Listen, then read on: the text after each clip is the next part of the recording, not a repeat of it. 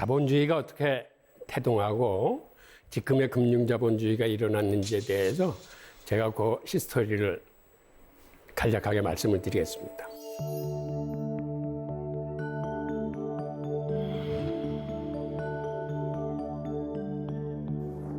여러분들은 자본주의의 씨앗을 청어가 잉태했다고 그러면 믿으시겠습니까?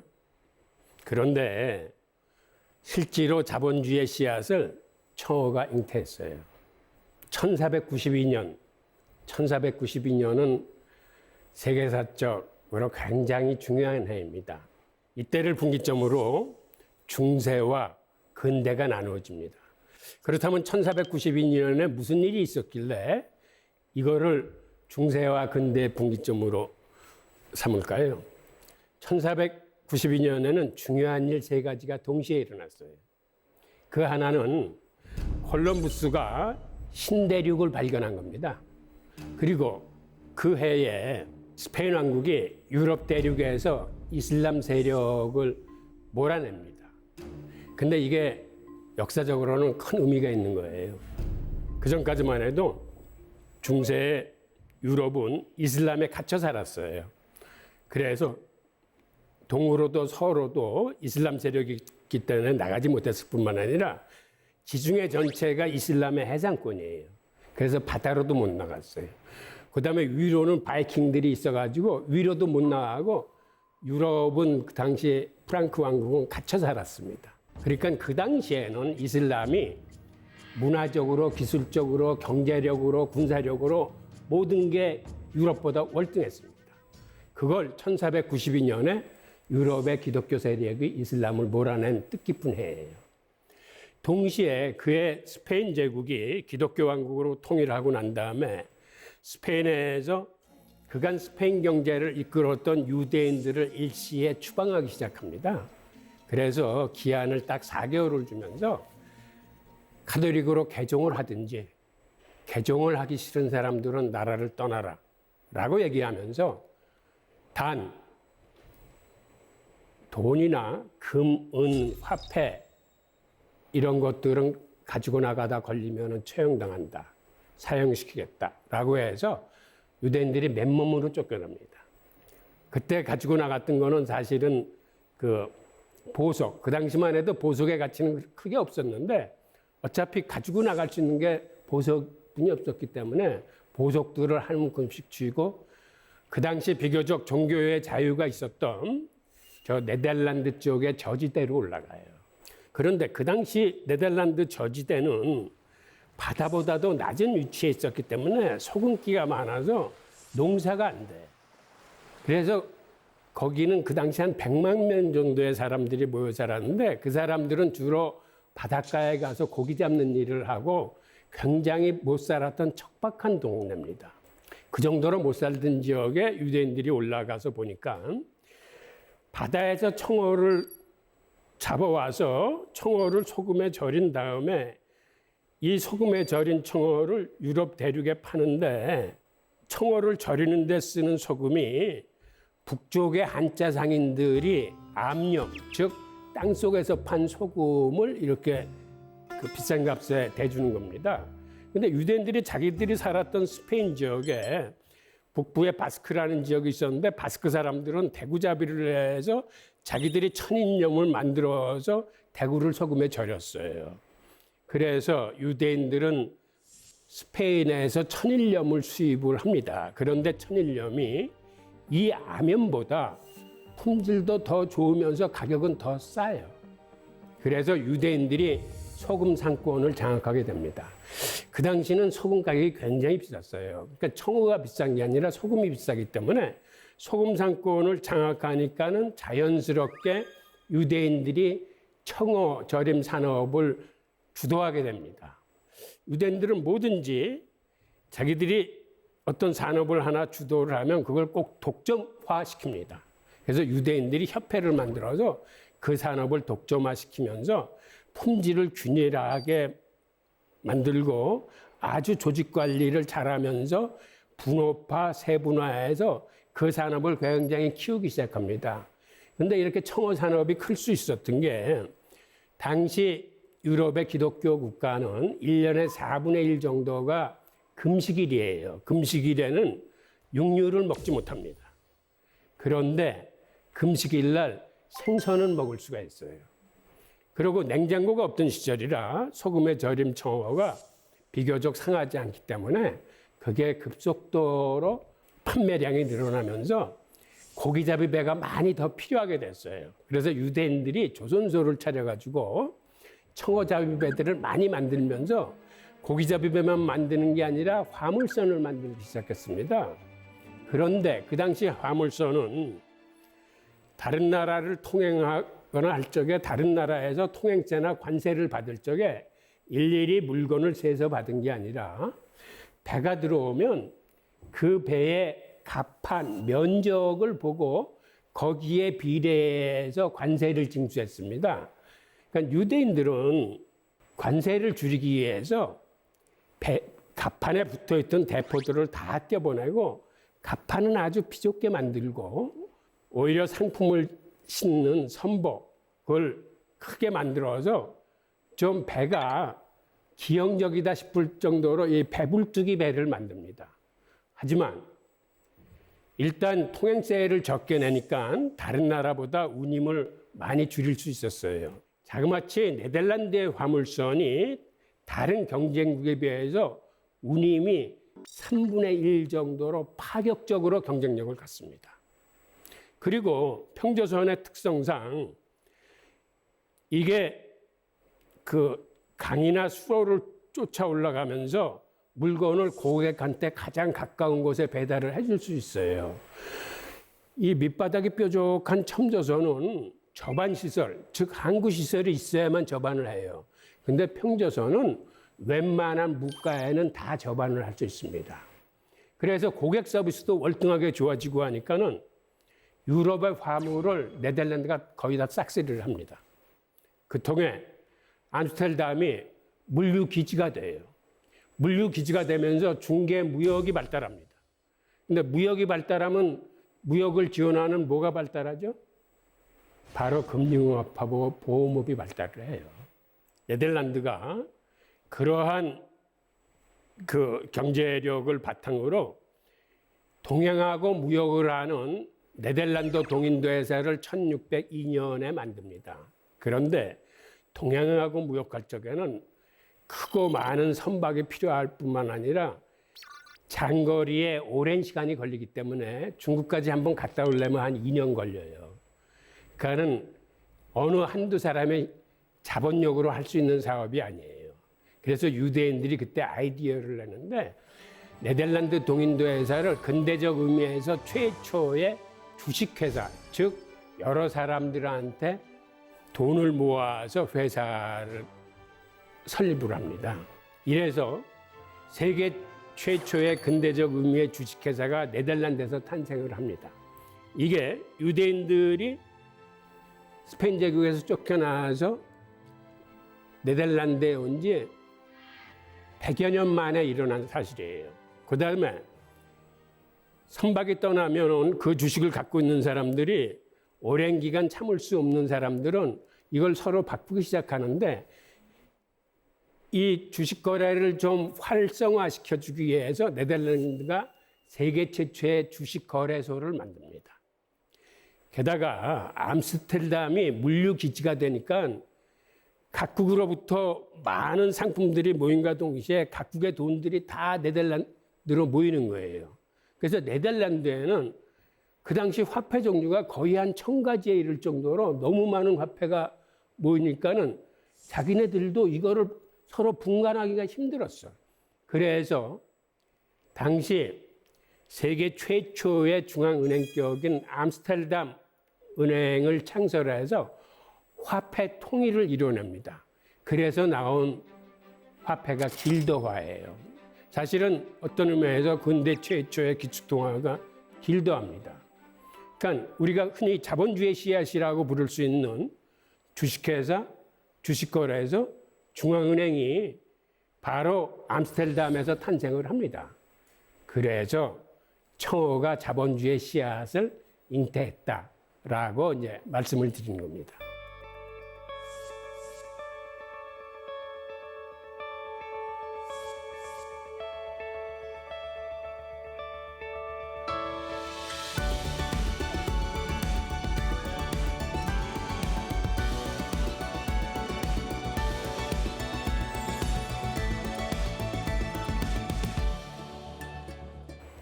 네덜란드가 스페인에 대한 독립전쟁을 하는데 그 당시 이제 빌레름 공이라고 있었는데 유대인들은 네덜란드에서조차 추방당하면 어디 다른 데 가서 살 곳이 없기 때문에 정말 윌리엄 공을 열심히 도와가지고 그 전쟁 자금을 대줍니다. 그래서 네덜란드에서 전쟁 채권 시장이 발달을 해요.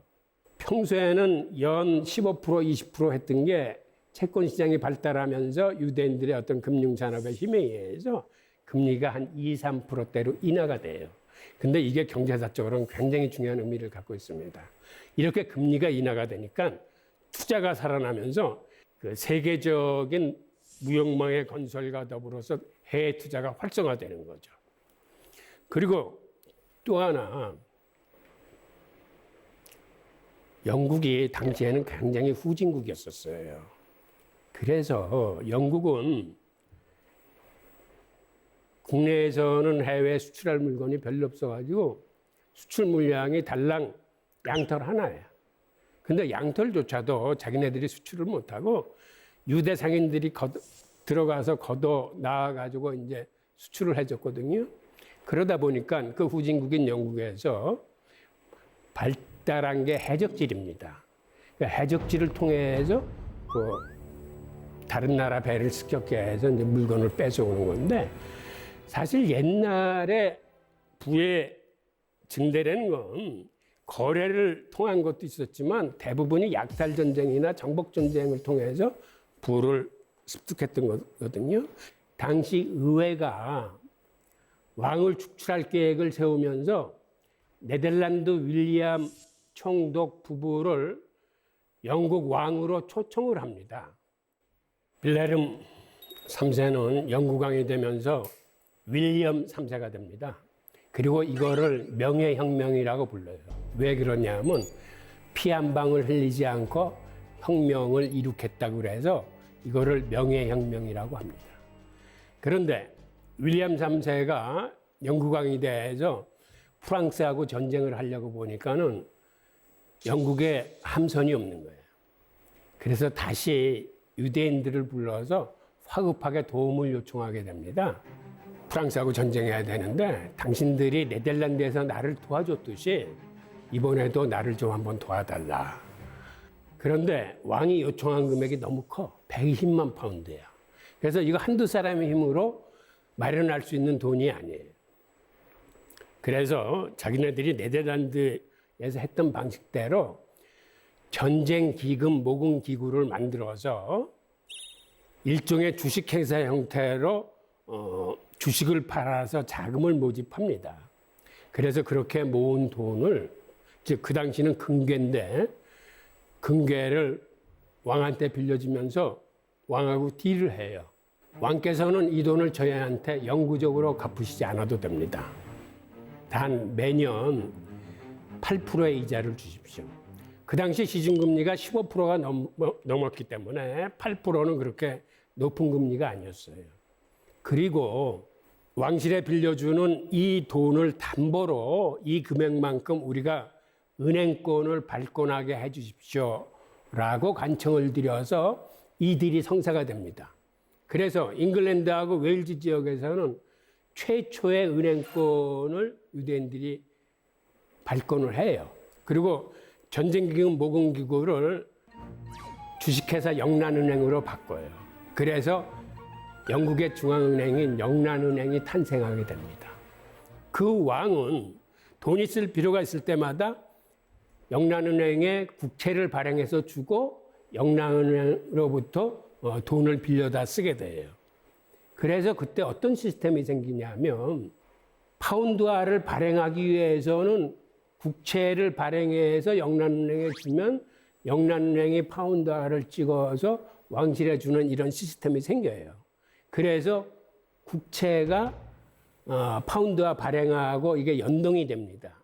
그런데 미국에서 중앙은행을 만들 적에 바로 이 영란은행 시스템을 그대로 따갑니다. 그래서 중앙은행을 만들면서 그걸 주식회사 형태로 민간 자본을 통해서 자본을 만들고 정부는 국채를 만들어서 미국 연준에 주면 연준은 그 국채를 받아서 거기에 해당되는 만큼의 달러를 미국 정부에게 주게 되는 거죠. 이런 식으로 국채와 달러 발행이 연동되게 돼 있어요.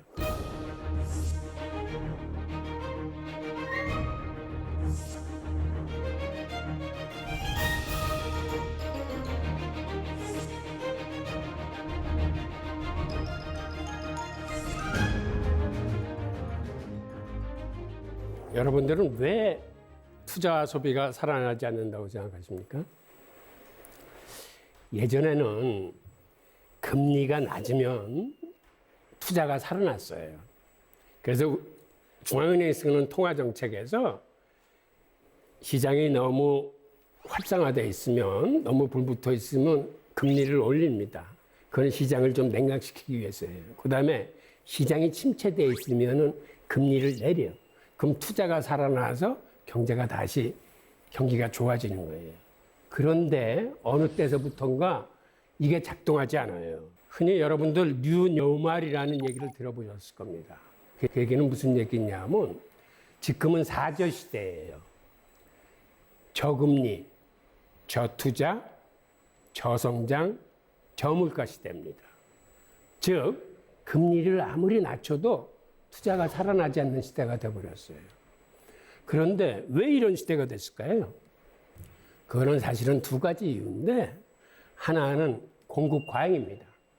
지금은 이제 생산 기술의 발달로 생산성이 굉장히 향상돼 있고, 고객들이 필요한 물건들은 많이 만들어서 공급하는 시대예요. 수요 측면에서는 수요가 나날이 줄어들고 있어요. 왜 사회가 발전하는데 수요가 줄어들까요? 우선 그 이유는 사실은 소득 불평등과 부의 편중에 그 이유가 있습니다. 이게 무슨 얘기냐면, 우선 저 그래프를 한번 같이 보시죠. 미국에서 소득이 늘어나는 계층은 상위 1%뿐이 없습니다. 밑에 있는 빨간 그래프가 우상향을 하고 있는데, 상위 1%는 매년 소득이 늘어나요. 근데 차상위 9%만 하더라도 현상 유지를 하고 있습니다. 소득이 늘지 않아요. 그 다음에 미국 국민 전체 90%는 매년 소득이 줄어들고 있어요.